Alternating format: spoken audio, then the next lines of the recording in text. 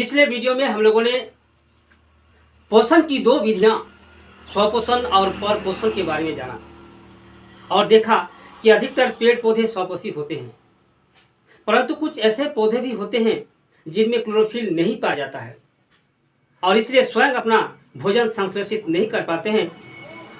इन पौधों को विषम पोषी पौधा कहा जाता है। और बच्चों, आज हम लोग चर्चा करने वाले हैं विषम पोषी पौधों में पोषण की जो विधियां होती है उन विधियों के बारे में।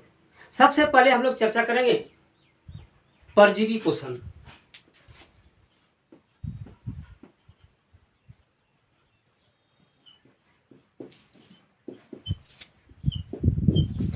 बच्चों, पोषण की वह विधि जिसमें कोई जीव अन्य जीवित जीवों के शरीर से अपना भोजन प्राप्त करते हैं, इस पोषण को परजीवी पोषण कहते हैं। और ऐसे जीव जो दूसरे जीवों के शरीर से अपना भोजन प्राप्त करते हैं उन जीवों को परजीवी कहते हैं, जैसे अमरबेल, मिसल्टो, रेफ्लेसिया आदि। बच्चों, अमरबेल को आप लोगों ने देखा होगा। इसकी संरचना रस्सीदार होती है और इसकी रंग पीले रंग की होती है। चूंकि इनमें क्लोरोफिल नहीं होता है, अतः यह प्रकाश संश्लेषण क्रिया के दौरान अपना भोजन संश्लेषित नहीं कर पाते हैं और इसलिए पौधों पर रहकर अपना भोजन प्राप्त करना पड़ता है। बच्चों, दूसरा है मृतजीवी पोषण।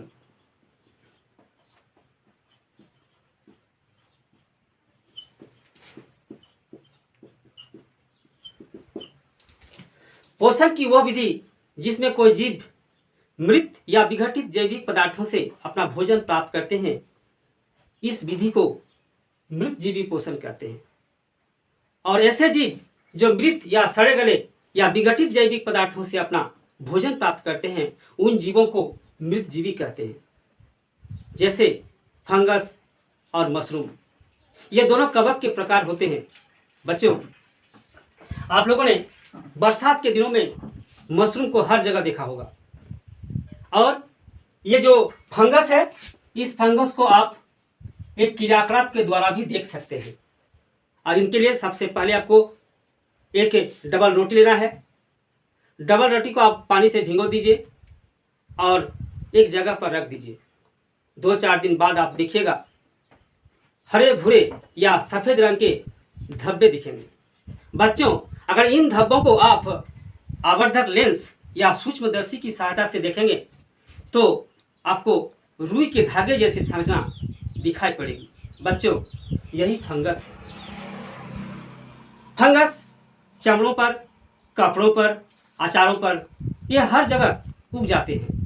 वास्तव में कवक के जीवाणु वायुमंडल में उपस्थित होते हैं। जब हवा का झोंका बहता है तो ये अगर ऐसी जगह जहां उष्ण और आर्द्र हो तो वह अंकुरित होने लगते हैं और इसकी संख्या में बढ़ोतरी हो जाती है। बच्चों, ये कवक हमारे लिए लाभदायक भी है और हानिकारक भी होते हैं। मशरूम हम लोग खाते हैं। ईस्ट एक कवक है जो डबल रोटी बनाने के लिए और अल्कोहल बनाने के लिए प्रयोग किया जाता है। अधिकतर प्रतिजैविक कवक से बने होते हैं। बच्चों, इनसे मनुष्य में, जीव जंतुओं को और पेड़ पौधों को विभिन्न प्रकार की बीमारियां उत्पन्न होती है, जैसे दाद, मेनिंजाइटिस आदि कवक से होते हैं। बच्चों, अब तीसरा है सहजीवी पोषण।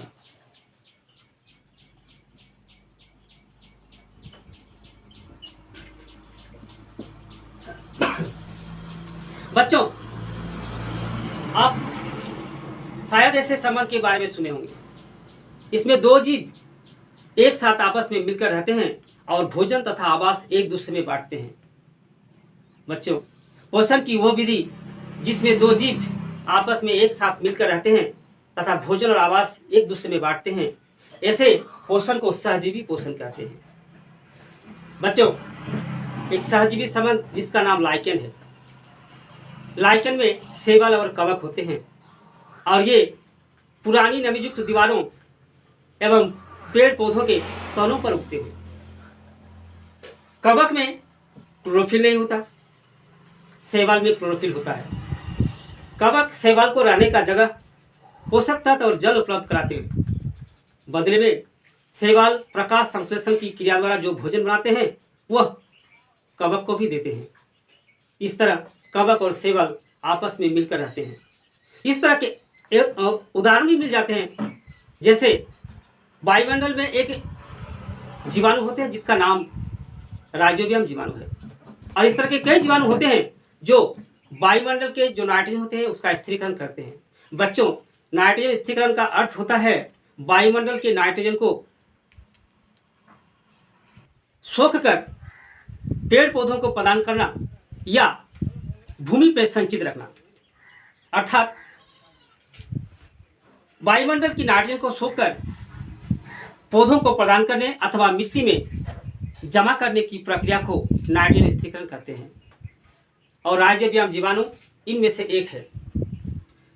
ये दलहनी पौधों के जैसे मटर, सेम, मूंग, अरहर, मसूर की गांठों पे रहते हैं, जड़ों की गांठों पे रहते हैं, और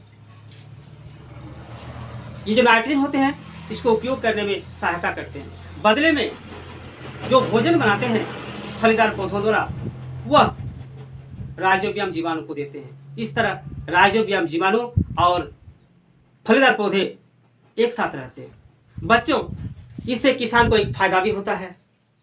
किसान को फलीदार पौधों को उगाने के लिए अलग से नाइट्रोजन देने की आवश्यकता नहीं होती है।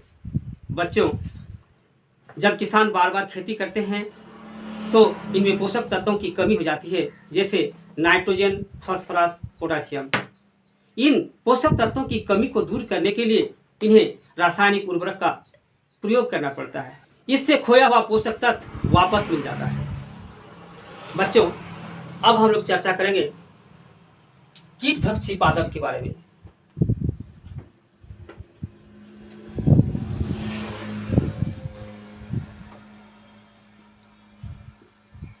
कीटभक्षी पौधा।